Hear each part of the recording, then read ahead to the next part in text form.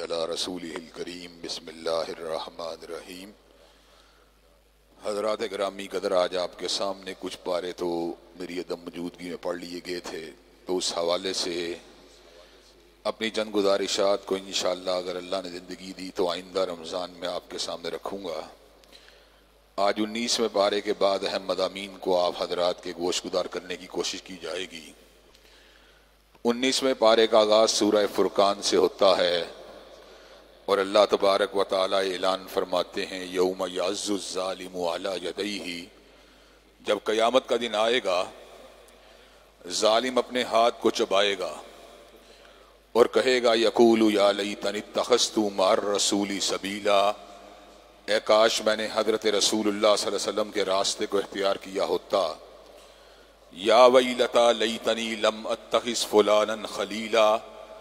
اور اے کاش میں نے فلاں کو اپنا یار یا دوست نہ بنایا ہوتا، لقد اضلنی عن الذکر بعد اذ جاءنی وکان الشیطان للانسان خذولا، اس شخص نے مجھے اللہ تبارک و تعالیٰ کی نصیحت قبول کرنے سے روک لیا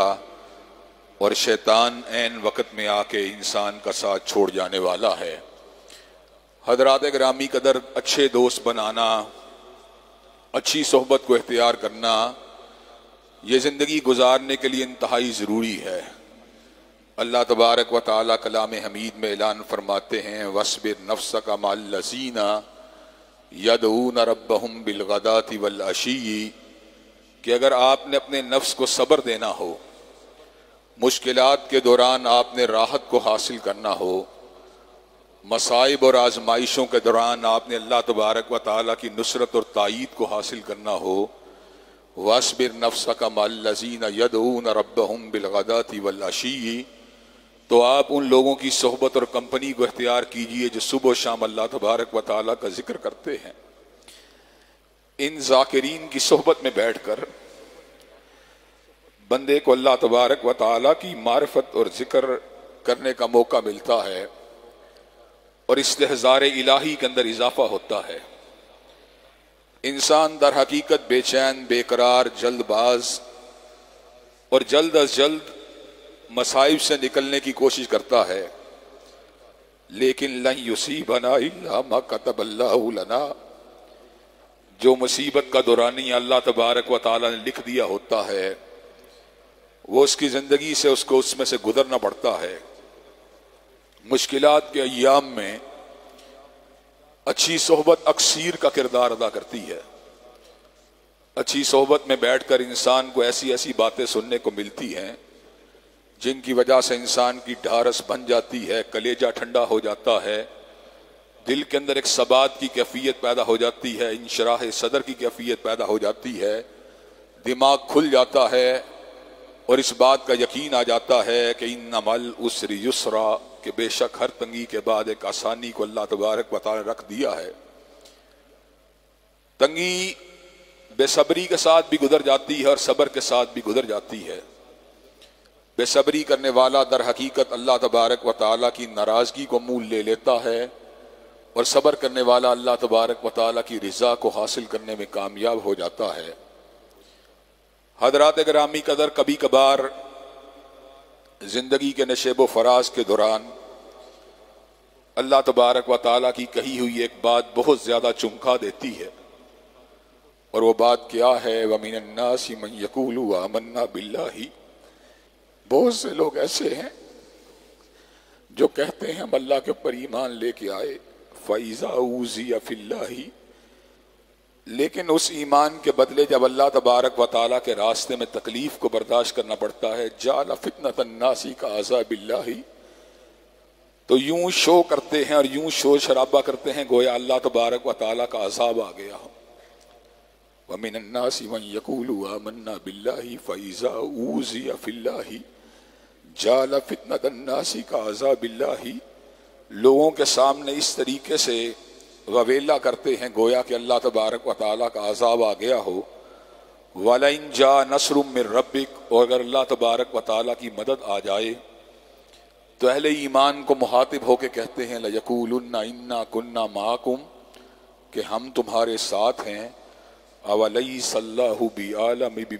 اولیس اللہ بعالم بما فی صدور العالمین، کیا اللہ تبارک و تعالیٰ کو جہانوں کے دلوں کی کیفیت کا پتہ نہیں ہے؟ در حقیقت اچھی صحبت کا اختیار کرنا اتنا فائدہ مند ہے کہ قیامت کی وہ تلخیاں اور وہ ہلاکت ہیجیاں جن کے اندر یارانے ٹوٹ جائیں گے، اور یارانے تو بڑی دور کی بات ہے، رشتہ داریاں بھی ٹوٹ جائیں گی، یوم یفر المرء من اخیہ و امہ و ابیہ، انسان اپنے بھائی کو چھوڑ کے بھاگ نکلے گا، اپنے ماں باپ کو چھوڑ کے بھاگ نکلے گا، وصاحبتہ و اخیہ، اور اپنی بیوی اور اپنے سگے بھائی سے تعلق کو منقطع کر دے گا۔ ایسے عالم میں رشتہ اگر باقی رہے گا، الاخلاء یومئذ بعضهم لبعض عدو الا المتقین، اس دن تقوی والوں کا آپس میں تعلق برقرار رہے گا۔ حضرات گرامی قدر، اس صورت میں اللہ تبارک و تعالی نے اپنے چنیدہ اور منتخب بندوں کے احوال کا بھی ذکر کیا ہے کہ اللہ تبارک و تعالیٰ کے چنیدہ بندے کیسے ہوتے ہیں۔ وعباد الرحمن الذین یمشون علی الارض ہونا، وہ زمین کے پر اکڑ کے نہیں چلتے، کسی کی چال کو دیکھ کر اس کے نظریے کو پہچان لینا کوئی بڑی بات نہیں ہے۔ کسی گنڈے، بدماش، لچے لفنگے یا اوباش کی چال کو دیکھ کر پہچان لینا کہ یہ کس گماش کا آدمی ہے، اسی طرح کسی اللہ والے کی چال کو دیکھ کے پہچان لینا کہ یہ اللہ والا ہے۔ حضرات گرامی قدر، یہ کچھ مشکل نہیں ہے۔ اللہ والا اگر زمین کے اوپر کبھی دشمنان دین کے خلاف اکڑ کے چلتا بھی ہے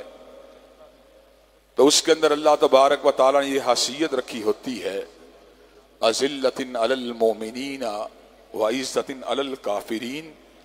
کہ جہاں کہیں مومن سامنے آ جائے گا وہ فوراً سے پہلے اپنی نگاہوں کو جھکا لے گا۔ اشداء علی الکفار رحماء بینہم، کہ مومن شدید تو ہوتا ہے لیکن اس کی شدت و حدت جو ہوتی ہے وہ کفار کے سامنے ہوتی، اہل ایمان کے سامنے نہیں ہوتی۔ اشداء علی الکفار رحماء بینہم، وہ آپس کے اندر ہمیشہ رحم دلی والا معاملہ کرتا ہے، محبت والا، التفات والا، شفقت والا معاملہ کرتا ہے۔ وہ حلقہ یاراں تو بریشم کی طرح نرم، اور رزم حق و باطل ہو تو فولاد ہے مومن، کہ مومن کا جو ولولہ اور جوش بھی ہوتا ہے اس میں غنڈہ گردی نہیں ہوتی، اس میں بدگماشی نہیں ہوتی، اس میں اوباش پن نہیں ہوتا۔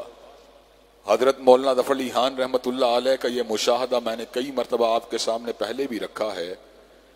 کہ یثربی تہذیب کے بارے میں حضرت ظفر علی خان رحمۃ اللہ علیہ نے جو نقشہ کھینچا، ایک نقشہ آج خان صاحب مینار پاکستان میں کھینچ رہے ہیں، جہاں پر مرد و زن کا اختلاط بھی ہے۔ اور آپ کو پتہ ہے کہ میں نے خان صاحب کے بارے میں اگر کبھی تبصرہ کیا ہے تو میاں صاحب کی محبت میں نہیں کیا، اس لیے کہ میاں صاحب کے بارے میں بھی میری رائے کو آپ اچھی طرح جانتے ہیں۔ میں تو ان تمام دنیا دار، دنیا پرست اور مادہ پرست لوگوں کو ایک ہی کیٹیگری میں سمجھتا ہوں۔ حضرات گرامی قدر، ایک مدینہ کا ماڈل یہ پیش کرتے ہیں جہاں مرد و زن کا اختلاط ہے، جہاں دھوم دھڑکا ہے، جہاں گانے باجے ہیں، جہاں پہ شور شرابہ ہے، جہاں پہ آوارگی ہے۔ اور ایک نقشہ حضرت ظفر علی خان نے کھینچا، ہاتھ میں تلوار ہو اور دل میں ہو خوف خدا، ہاتھ میں تلوار ہو اور دل میں ہو خوف خدا۔ یثربی تہذیب کتنی دل نشیں اور سادہ ہے۔ حضرات گرامی قدر، یثربی تہذیب کے اندر اختلاط تو بڑی دور کی بات ہے، غیر محرم کی طرف نگاہ اٹھانے کا بھی تصور نہیں تھا۔ کل للمؤمنین یغضوا من ابصارہم، آپ اہل ایمان کو کہہ دیجیے اپنی نگاہوں کو جھکا کے رکھا کریں۔ وکل للمؤمنات یغضضن من ابصارہن، اور اہل ایمان کی عورتوں کو بھی کہہ دیں کہ اپنی نگاہوں کو جھکا کے رکھا کریں۔ حضرات گرامی قدر، اور مومنوں کا دوسرا وصف یہ ہے والذین یبیتون لربہم سجدا وقیاما، ان کی راتیں بہلانے کا انداز یا بتانے کا انداز وہ نہیں ہوتا جو آوارہ لوگوں کا ہوتا ہے، جو مادہ پرست لوگوں کا ہوتا ہے۔ اللہ تبارک و تعالیٰ نے جن چیزوں کے شر کو بہت اچھے طریقے سے اجاگر کیا، ان میں سے ایک شر رات کے چھا جانے کا شر بھی ہے۔ چنانچہ ارشاد ہوا قل اعوذ برب الفلق من شر ما خلق ومن شر غاسق اذا وقب، ہر چیز کے شر سے صبح کے رب میں تیری پناہ میں آتا ہوں، ومن شر غاسق اذا وقب، اور رات کے چھا جانے کے شر سے تیری پناہ کو طلب کرتا ہوں کہ جب رات چھا جاتی ہے تو تنہائیاں انسان کے اعصاب پہ بھی چھا جاتی ہیں، جب رات چھا جاتی ہے تو ڈپریشن اور نفسیاتی عارضے بھی ابھر آتے ہیں، جب رات چھا جاتی ہے تو روحانی امراض بھی شد و مت سے انسان کو ستانے لگتے ہیں، جب رات چھا جاتی ہے تو انسان ڈپریشن کا بھی شکار ہو جاتا ہے، اور اگر تندرست و توانا ہو تو یہی رات اس کی جنسی بے رحمی کا سبب بھی بن جاتی ہے، اور اگر انسان یاد الہی سے غافل ہو تو یہی رات اس کو شراب نوشی کے مقام کے اوپر بھی پہنچا دیتی ہے۔ لیکن مومن ایسا نہیں ہوتا۔ کانو قلیلا من اللیل ما یہجعون، مومن تو خوف خدا کی وجہ سے رات کو سوتے ہوئے بھی گھبراتا ہے، بڑے دن کا احساس اس کو رلاتا ہے۔ والذین یبیتون لربہم سجدا وقیاما، مومن کی شان یہ ہوتی ہے اس کی راتیں سجدے اور قیام کے اندر گزرتی ہیں، اور ان سجدوں اور قیام کے اندر ایک ہی چیز کی تمنا ہوتی ہے، ربنا اصرف عنا عذاب جہنم، اللہ ہم سے جہنم کے عذاب کو دور کر لے، ان عذابہا کان غراما، اللہ اس کا عذاب تو چمٹ جانے والی مصیبت ہے۔ حضرات گرامی قدر، اللہ تبارک و تعالیٰ نے سورہ آل عمران کے اندر جو اولی الالباب کا نقشہ کھینچا اس کے اندر بھی یہی بات کہی، ان فی خلق السماوات والارض واختلاف اللیل والنہار لآیات لأولی الالباب، بے شک رات و دن کے آنے جانے میں اور آسمان و زمین کی تحلیق میں نشانیاں ہیں عقل والوں کے لیے۔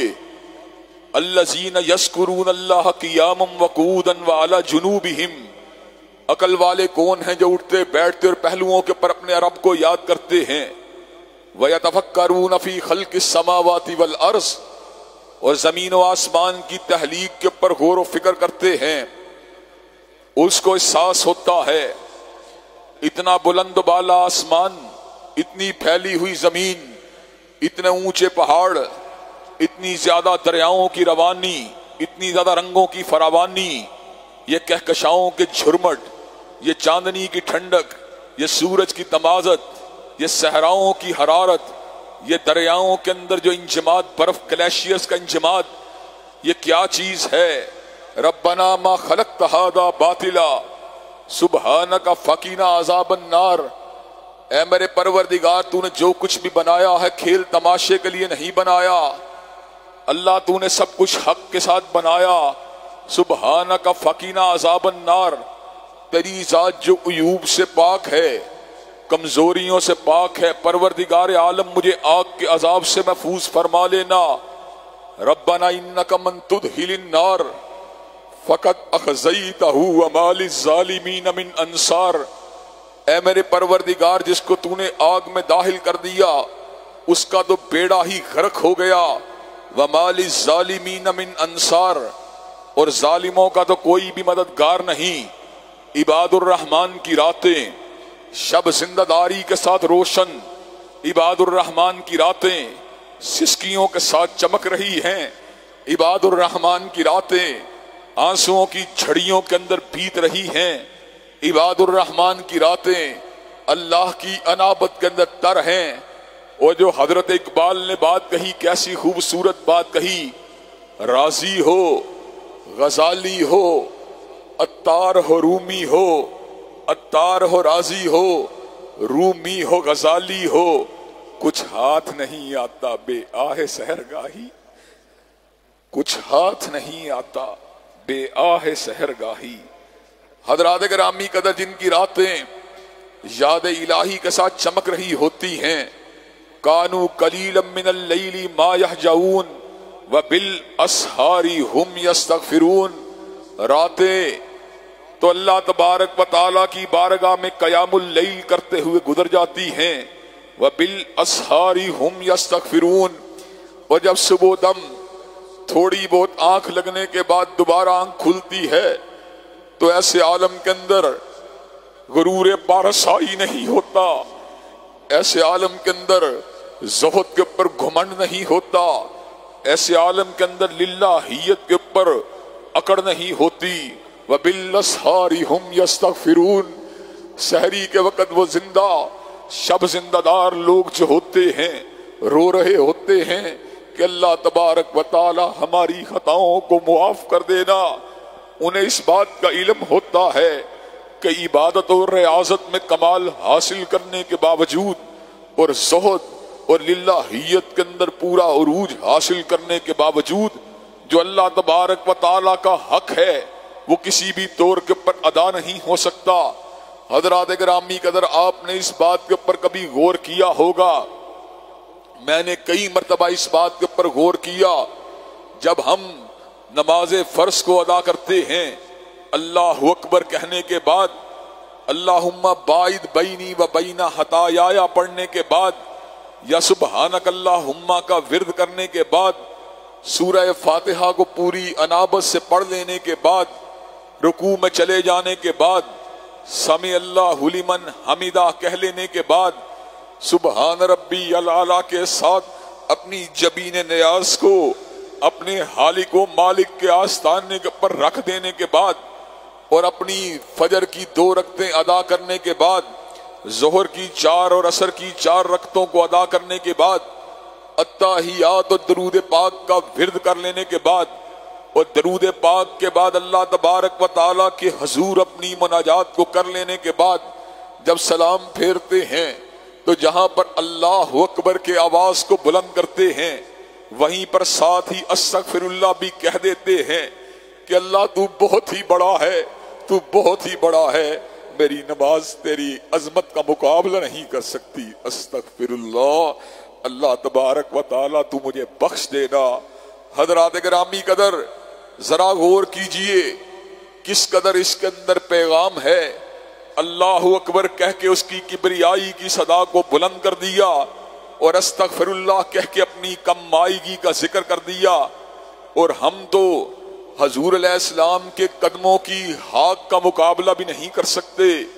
ہم تو ان کے غلاموں کی غلامی کا بھی حق ادا نہیں کر سکتے۔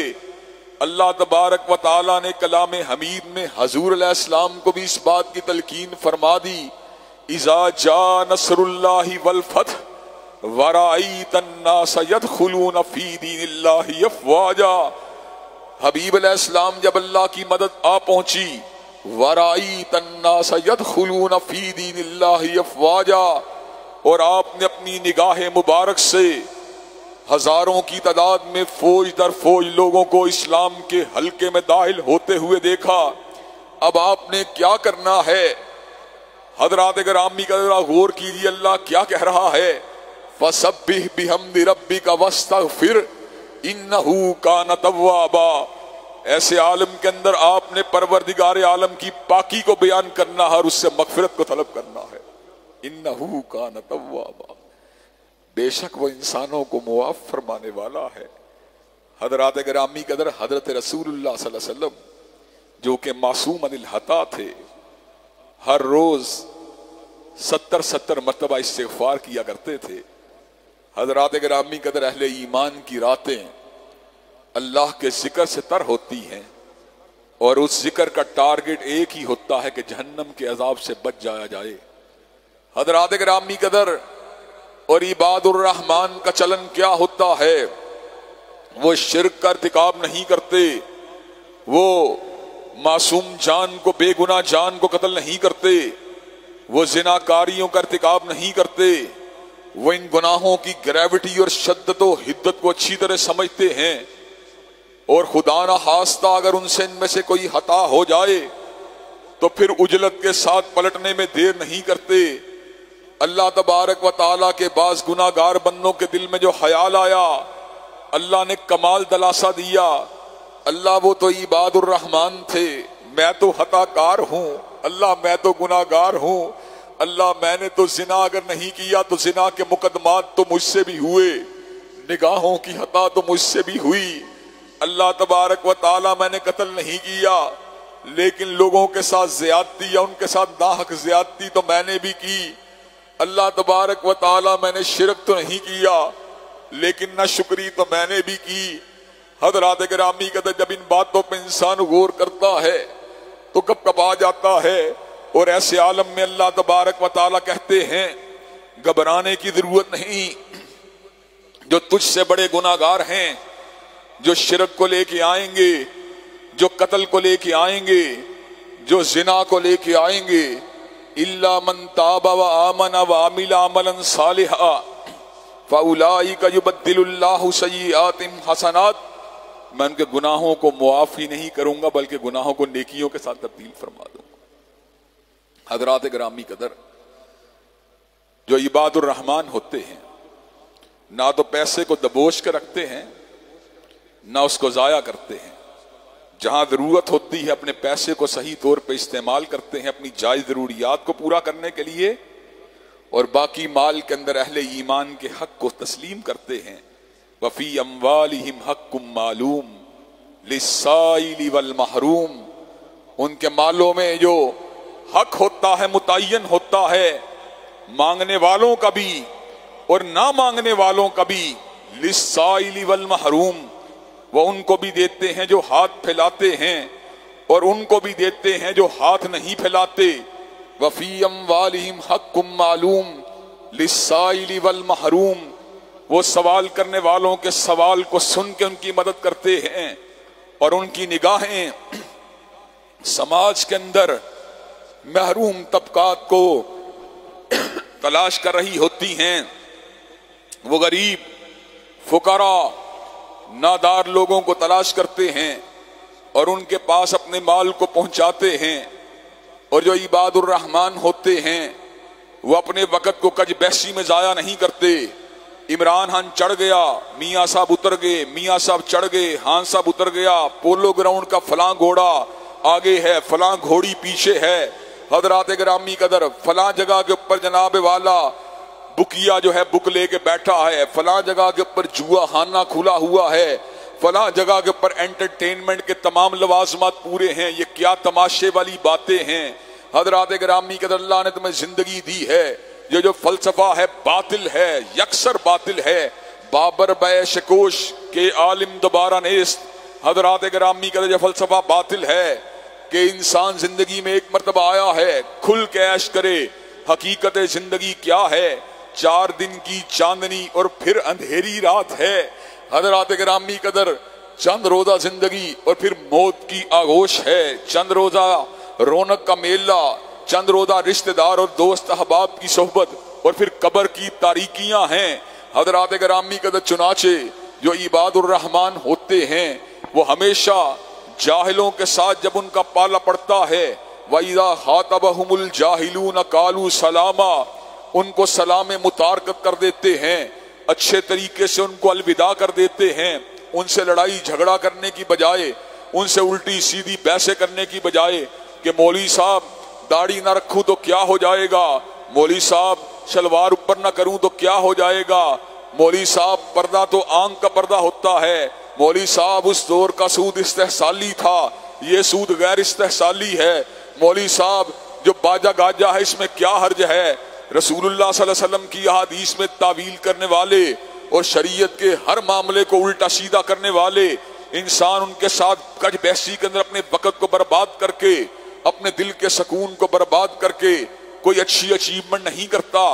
چنانچہ جس بندے کے بارے میں انسان کی آبزرویشن ہو یہ خیر سے دور ہے، یہ بھلائی سے دور ہے، یہ شرارت کرنا چاہتا ہے، یہ وقت کو برباد کرنا چاہتا ہے، تو عقل مند مومن کی پہچان کیا ہے؟ عقل مند مومن جو ہے السلام علیکم کہہ کے آگے نکل پڑتا ہے، وقت کو برباد نہیں کرتا۔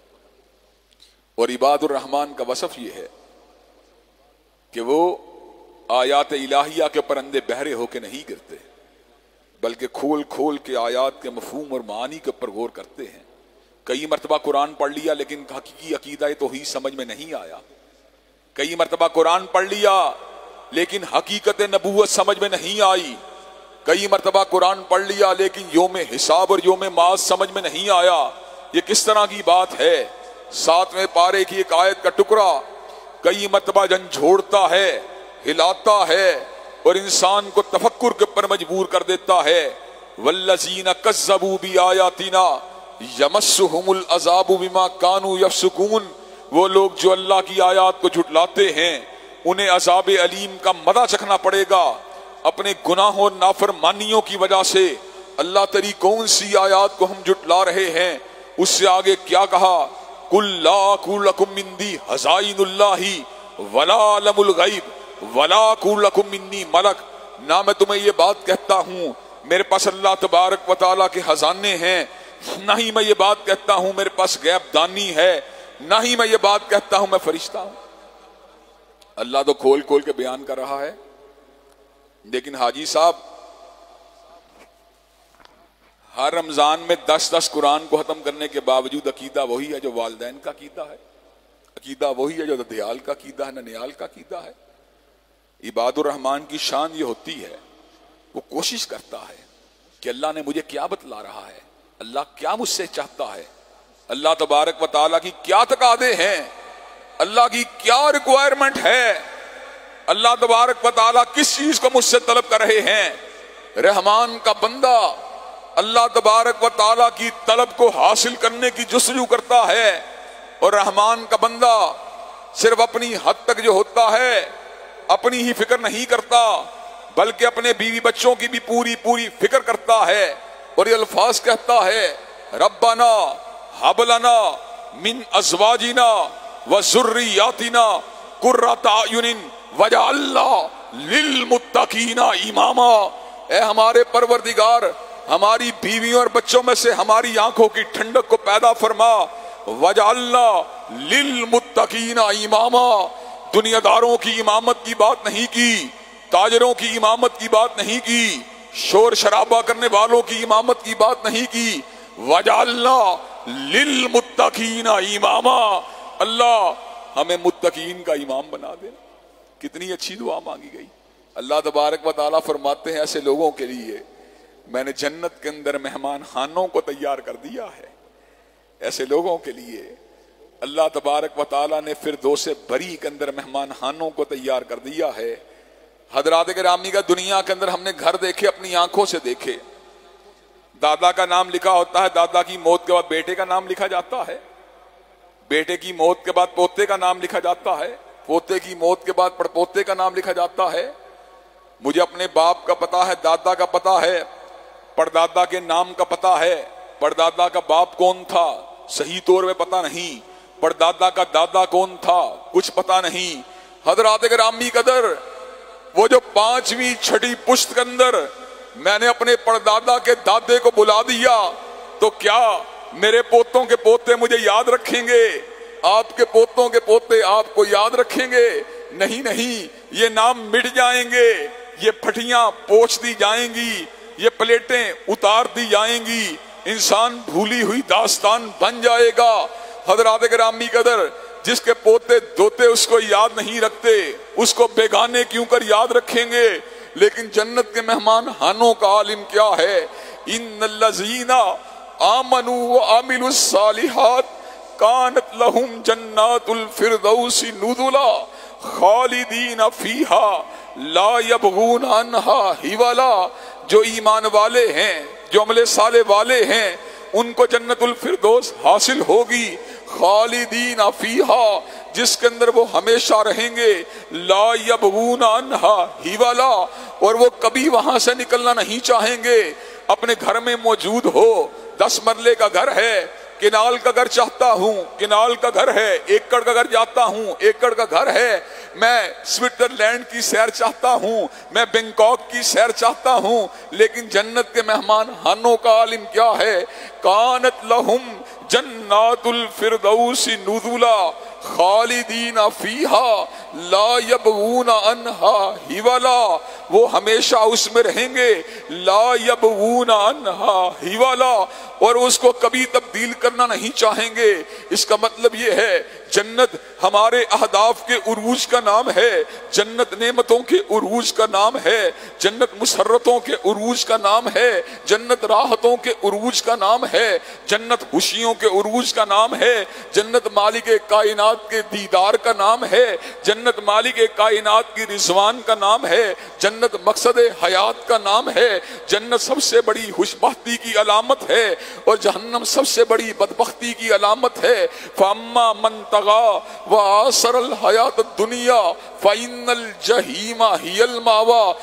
جس نے طغیانی کا راستہ اختیار کیا اور دنیا کے زیب و زینت کو سب کچھ بنا لیا، فَإِنَّ الْجَحِيمَ هِيَ الْمَأْوَىٰ، تو ایسا شخص جہنمی ہے۔ وَأَمَّا مَنْ خَافَ مَقَامَ رَبِّهِ وَأَمَّا مَنْ خَافَ مَقَامَ رَبِّهِ وَنَهَى النَّفْسَ عَنِ الْهَوَىٰ فَإِنَّ الْجَنَّةَ هِيَ الْمَأْوَىٰ، اور جو اپنے رب کے سامنے کھڑے ہونے سے ڈر گیا اور اس نے اپنی خواہش کو دبا لیا، فَإِنَّ الْجَنَّةَ هِيَ الْمَأْوَىٰ، تو ایسا جنتی ہے۔ حضرات گرامی قدر، یہ عباد الرحمن کی خصوصیات اگر ہمارے اندر پیدا ہو جائیں گی، ہم حقیقی معنوں میں فلاح اور بہبود اور کامیابی کے ساتھ ہمکنار ہو جائیں گے، اور اگر یہ نشانیاں پیدا نہیں ہوں گی تو حسرت اور ناکامی ہمارا مقدر بن جائے گی۔ اللہ تبارک و تعالی ہمیں صحیح معنوں میں عباد الرحمن والی زندگی گزارنے کی توفیق عطا فرمائے۔ وآخر دعوانا ان الحمدللہ رب العالمین۔ الحمدللہ رب العالمین الرحمن الرحیم مالک یوم الدین، ایاک نعبد و ایاک نستعین، اہدنا الصراط المستقیم، صراط الذین انعمت علیہم غیر المغضوب علیہم ولا الضالین، آمین۔ الف لام میم، اللہ لا الہ الا هو الحی القیوم و الہکم الہ واحد لا الہ الا هو الرحمن الرحیم۔ اللہم صلی علی محمد وعلی آل محمد کما صلیت علی ابراہیم وعلی آل ابراہیم انک حمید مجید۔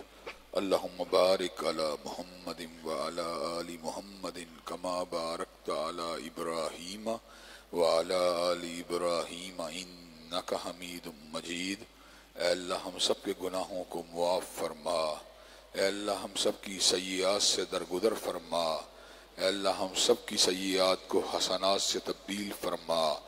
اللہ رمضان مبارک میں کی گئی ٹوٹی پھوٹی کمزور اور ناقص عبادات کو قبول و منظور فرما۔ اللہ چھوٹی چھوٹی نیکیوں کو قبول و منظور فرما۔ اللہ بڑی بڑی خطاؤں کو معاف فرما۔ اللہ چھوٹی چھوٹی حسنات کو قبول فرما۔ اللہ پہاڑوں جتنی بڑی خطاؤں کو معاف فرما۔ اللہ آسمان و زمین کے درمیان والے فاصلے کو پر کرنے والی خطاؤں کو معاف فرما۔ اے اللہ اپنے فضل و کرم سے ہمیں سکون قلب،